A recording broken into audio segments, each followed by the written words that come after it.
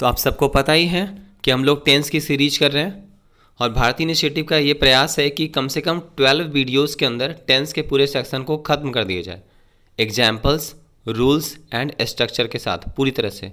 तो 5 वीडियोज़ में पहले प्रीवियस जो 5 वीडियोज़ आए हैं उसमें हम लोगों ने 4 वीडियोज़ में प्रेजेंट को कवर किया है और इसके पहले पास्ट इंडिफिनिट का एक वीडियो हम लोगों ने देखा था और ये आज आपका पार्ट 6 है जिसमें हम लोग पास्ट कंटिन्यूअस को करेंगे। तो चलिए शुरुआत करते हैं हम लोग स्ट्रक्चर से।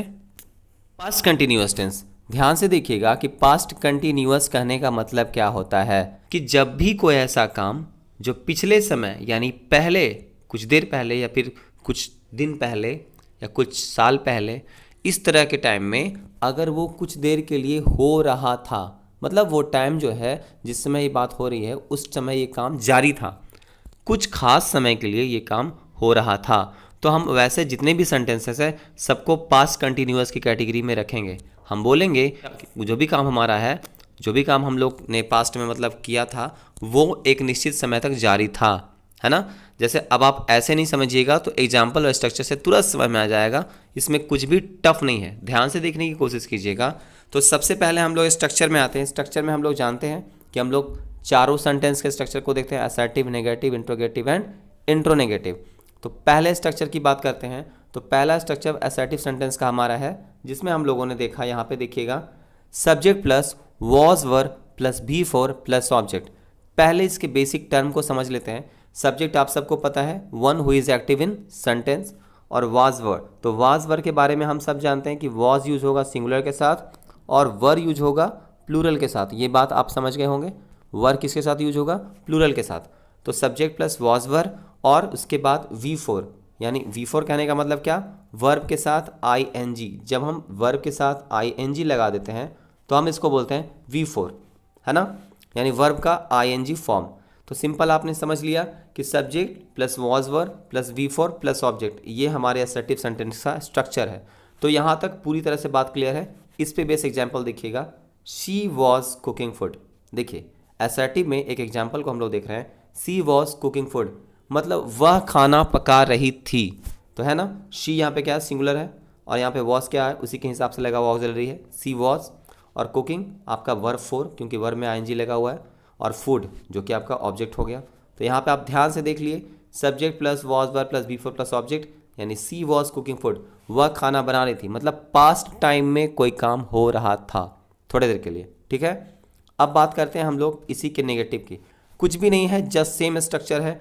आपको करना क्या है कि बस वॉज वर्ब के साथ नॉट पुट कर देना है। जब आप निगेटिव बनाइएगा किसी भी असर्टिव सेंटेंस का तो वॉज वर्ब के साथ नॉट पुट कर देना है। यानी यहाँ देखिएगा, सी वॉज नॉट कुकिंग फूड, वह खाना नहीं बना रही थी। तो आई थिंक कि ये दोनों स्ट्रक्चर आपको क्लियर हो गया होगा। नेक्स्ट स्ट्रक्चर है हमारा इंट्रोगेटिव और इंट्रोनेगेटिव। देखिए ध्यान से, इंट्रोगेटिव के साथ हमारा फंडा हमेशा से यही रहा है कि जब भी हम किसी भी सेंटेंस का इस्तेमाल करके, ध्यान से सुनिएगा, किसी भी सेंटेंस का इस्तेमाल करके क्वेश्चन अराइज करते हैं। क्या करते हैं, क्वेश्चन अराइज करते हैं। तो सेंटेंस के इस्तेमाल करते समय जब भी इंट्रोगेटिव साइन आप डालिएगा तो एक बेसिक रूल है कि ऑक्सिलरी को हम आगे कर देते हैं। क्या करते हैं, ऑक्सिलरी को आगे कर देते हैं। तो was were plus subject plus B4 plus object, तो क्या हो जाएगा इसका, वॉज सी कुकिंग फूड। क्या हो जाएगा, वॉज सी कुकिंग फूड। लेकिन यहीं पर अगर शी नहीं रहता, यहीं पर अगर दे रहता, मान लीजिए कि यहाँ पर दे रहता तो क्या हो जाता, वर दे, है ना, क्योंकि सी क्या है, सिंगुलर है ना, तो यहाँ पे वॉज लगेगा, और दे क्या है, प्लूरल, तो यहाँ पे वर लगेगा। तो क्या हो जाएगा, वर दे कुकिंग फूड, और लास्ट में मार्क ऑफ इंट्रोगेशन तो देना ही है जिससे प्रश्न लगे कि उठाया जा रहा है, ठीक है। नेक्स्ट हमारा है इंट्रोगेटिव नेगेटिव। इसमें हम क्या करते हैं, जैसे इसका मतलब होता है क्या वह खाना पका रही है, तो इसका मतलब होता है कि क्या वह खाना नहीं पका रही है। बेसिक एकदम, मतलब हम लोग एकदम जीरो लेवल से समझ रहे हैं। Was he not cooking food, यहाँ देखिएगा, was he not cooking food, तो was were plus subject plus not plus B4 plus object. तो इस तरह से हम सेंटेंस का इंट्रोनेगेटिव भी बना लेते हैं, ठीक है। चलिए, तो अब हम लोग चलते हैं एक एक करके इसके रूल की तरफ। मैं एक बार फिर से बता देता हूँ कि वैसे कार्य के लिए पास्ट कंटिन्यूअस टेंस का इस्तेमाल किया जाता है जो पिछले समय में कुछ देर के लिए प्रोसेस में थे। क्लियर है। चलिए, हमारा पहला रूल बोलता है कि for the work that was continue in previous time. अभी हम लोगों ने इसी बात पर डिस्कस किया कि for the work that was continue in previous time, मतलब किसी भी पिछले समय में कोई काम जो है वो जारी रहा था, जैसे ही वॉज प्लेइंग फुटबॉल, वह फुटबॉल खेल रहा था। आने वाले समय मतलब कुछ देर पहले जो वो फुटबॉल खेल रहा था, तो आने वाले समय में हम इसकी बात करेंगे जो हम अभी पढ़ रहे हैं। जैसे हम लोग अभी पढ़ रहे हैं तो बोले ना वह पढ़ रहा था, यानी अभी हम फ्यूचर में किसकी बात करेंगे तो ये मेरे लिए पास्ट हो जाएगा। तो उसी तरह से हम देखेंगे कि for the work that was continue कुछ देर के लिए। और देखिए Shirin was reading a book, Sarin एक किताब पढ़ रही थी, सरीन एक किताब पढ़ रही थी। याद रखिएगा कि इसको पहचानने का सबसे इजी सेंस है रहा था, रही थी और रहे थे। तो इस तरह से भी आप समझ सकते हैं कि ये हमारा शाइन होता है पास्ट कंटिन्यूअस को समझने का। अगर आप हिंदी वर्जन से ट्रांसलेशन से इसको देखना चाहते हैं तो आप पहचान जाइएगा, आराम से आइडेंटिफाई कर लीजिएगा। है Sarin was reading a book मतलब पास्ट टाइम में कोई काम जारी था। चलिए चलते हैं नेक्स्ट रूल की तरफ। नेक्स्ट रूल है हमारा for the work that was frequently repeated in the past. For the work that was frequently repeated in the past in which the adverb always, continually, constantly are used. ध्यान से सुनिएगा, मैं इसको हिंदी में बता रहा हूँ कि for the work that was frequently repeated in the past मतलब एक ऐसा काम है जो बार बार दोहराया जा रहा है। फ्रीक्वेंटली मतलब क्या होता है, बार बार, है ना। तो वहाँ पर एक ऐसा वर्क है जो बार बार दोहराया जा रहा है। यहाँ पे वर्ड यूज़ किया गया रिपीटेड, देखिएगा रिपीटेड, बार बार दोहराया जा रहा है। और उस तरह के सेंटेंस में आपको कुछ एडवर्ब्स जो हैं वो मिलेंगे, जैसे ऑलवेज, कंटिन्यूअली, कॉन्स्टेंटली। जैसे हम कैसे बोलते हैं, हम बोलते हैं ना कि वह हमेशा दूसरों को गाली देते रहता है। ये आपके पहले एग्जाम्पल में लिखा हुआ है कि she was always abusing others. यहाँ पर था होगा कि वह हमेशा दूसरों को गाली देते रहता था, ठीक है ना। तो देख रहे हैं ना, आप सबसे पहले देखिएगा कि फ्रीक्वेंटली रिपीट। अब एक बार कोई गाली देगा तो ऐसा तो नहीं कहेंगे कि वो हमेशा गाली देते रहता था, ऐसा नहीं कहेंगे, क्योंकि वो उसने एक बार ही दिया, है ना। दूसरों के बारे में बुरी भली बातें करते रहता था। गाली का मतलब बैड लैंग्वेज, ठीक है ना, जिसको हम लोग स्लैंग्स भी बोलते हैं, ध्यान दीजिएगा। अब दूसरा है कि they were continuously crying for the mistake, वो हमेशा अपनी गलतियों के लिए चिल्लाते रहते थे। तो देखिए एक वर्ड यहाँ पे कंटिन्यूअसली एडवर्ब आ चुका है ना। यहाँ पे देखिए ये वाला बात मेंशन किया हुआ है, मैंने बताया था कि कंटिन्यूअसली, देखिए यहाँ पे कंटिन्यूअसली है ना। कंटिन्यूअली कहिए या कंटिन्यूअसली एक ही चीज़ है। कॉन्स्टेंटली भी आप यूज़ कर सकते हैं वहाँ पे। अब यहाँ देखिएगा मैंने ऑलवेज यहाँ पे दिखाया आपको, यहाँ भी देखिए ऑलवेज है। तो इस तरह के एडवर्ब्स आपको इजीली यहाँ पे देखने के लिए मिल जाएंगे। तो आप ऐसे ही पता कर सकते हैं कि ये काम जो है वो रिपीटेड एक्शन में हो रहा है पास्ट में। तो यहाँ पर आप सिंपली प्रेजेंट नहीं पास्ट कंटिन्यूअस का इस्तेमाल कर सकते हैं। अब ध्यान देने लायक बात ये है कि ये चीज़ें, ध्यान से सुनिएगा, ये चीज़ें हमेशा देखिएगा रिपीटेड एक्शन में हो तभी, ऐसा नहीं कि एक दो बार हुआ और बार बार यूज़ करेंगे ऐसा। चलिए, तो आई होप कि ये वाला रूल आपको समझ में आ गया होगा। चलते हैं हम लोग रूल थर्ड की तरफ। देखिए रूल थर्ड हमारा क्या कहता है। रूल थर्ड में बोल रहा है कि in the condition in which an event occurred at the time of any continuous event. क्या मतलब हुआ भाई इसका, देखिए in the condition in which an event occurred at the time of any continuous event. Simple है, काफ़ी simple. देखिए कैसे, इस कंडीशन में या इस समय या इस स्थिति में जब कोई भी इवेंट होता है, मगर कब, जब कोई काम पहले से जारी हो। नहीं समझ में आया, एक बार और देखते हैं। एक ऐसा इवेंट होता है और वो भी उस समय में जब उस समय कोई काम लगातार जारी हो, तो आप ऐसे में भी पास्ट कंटिन्यूअस टेंस का इस्तेमाल करेंगे। मगर कैसे, देखिए ध्यान से, देखिए कैसे, पहले एग्जाम्पल को देखिएगा समझ में आ जाएगा। The sun was setting, just setting as they reach the hill. आप देखिए ध्यान से देखिएगा कि सन वॉज सेटिंग जो है इसमें वॉज वर्ब का इस्तेमाल किया गया है और बीफोर का इस्तेमाल किया गया है। तो ये क्या है, पास्ट कंटिन्यूअस। लेकिन as they reached the hill past indefinite है।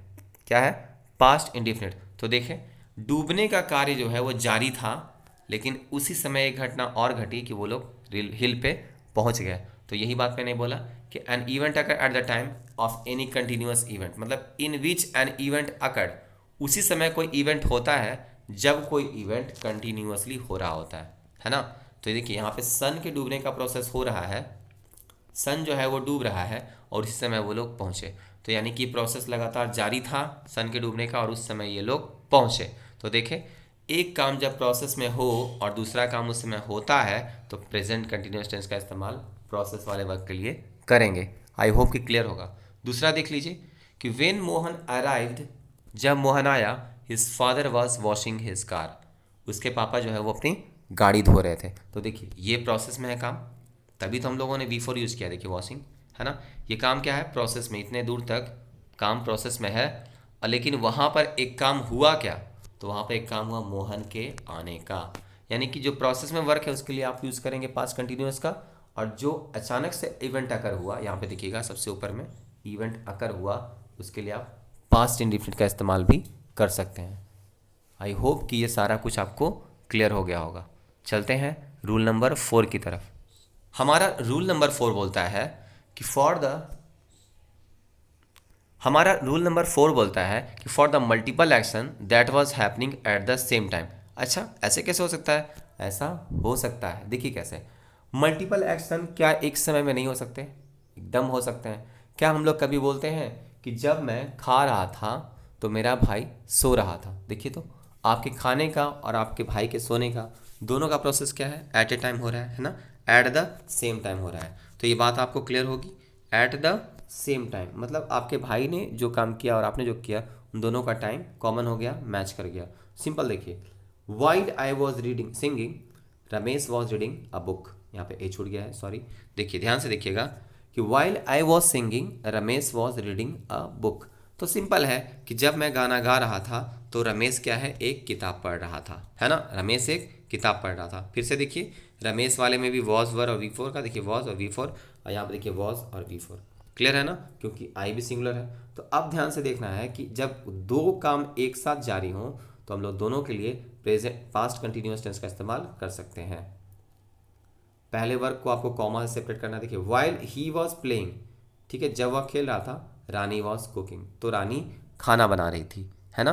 तो ये था आपका प्रेजेंट कंटिन्यूअस का सेशन। इस क्लास में हम लोगों ने 4 रूल्स को पढ़ा रिलेटेड टू पास्ट कंटिन्यूअस, है ना। अब आप ध्यान से एक चीज़ देखिएगा, तो ये था आपका पास्ट कंटिन्यूअस का रूल्स डिस्क्रिप्शन। यहाँ पे आपने अच्छे से पास्ट कंटिन्यूअस के चारों रूल्स को देखा और आपने स्ट्रक्चर को भी समझा, और कुछ एग्जाम्पल से हम लोगों ने अपने कंसेप्ट को थोड़ा और क्लियर किया। ठीक, तो वीडियो पसंद आने पे चैनल को सब्सक्राइब करना और वीडियो को लाइक करना ना भूलें, साथ में बेल आइकन ज़रूर प्रेस करें। और जो लोग भी इस चैनल पे नए हैं वो सब्सक्राइब कर लें ताकि आपको आने वाली वीडियो की लेटेस्ट अपडेट मिलती रहे। तो मिलते हैं हम लोग नेक्स्ट सीरीज़ में, यानी कि चैप्टर टेंस के ही अंदर 7th वीडियो में पास्ट परफेक्ट टेंस के साथ। एक एक करके हम लोग ग्रामर की सारी टॉपिक्स को फिनिश करेंगे।